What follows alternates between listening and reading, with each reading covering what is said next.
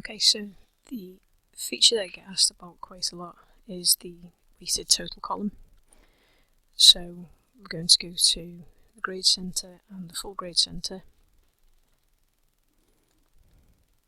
and then we're going to go to create calculated column and weighted column. I'm going to give it an obvious name,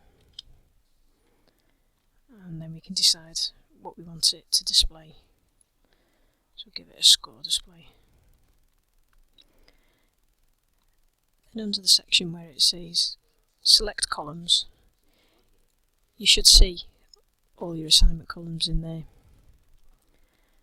Obviously there's a number of them in here, but it may just be that you've got 2 or 3, in which case if you select the ones that you want and using the arrow to move them to the right,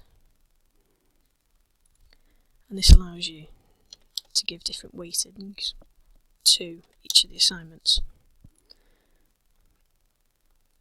It will also give you a total weight, so you know that if you've got a number of columns you can make sure that you've got the correct figures in there.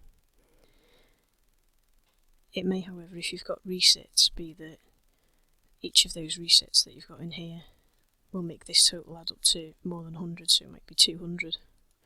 That's perfectly fine if you need to. If you calculate it as a running total, then it means that as you mark this one, it'll add it into the total, but obviously it won't calculate an accurate score until you've finished marking the other one. Now, something that you may need to select is these options down here.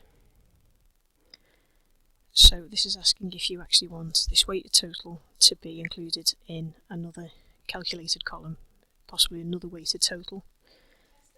Now I'm going to select no for that, but then and again with this option where it says show this column to students, you may or may not want the students to be able to see that column.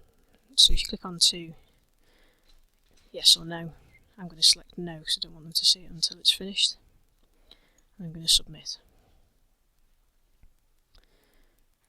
Now this column's gone to the end. Now as I mark the papers that the 60% and the 40% was connected to, then this will be populated. So that's how you create a weighted total.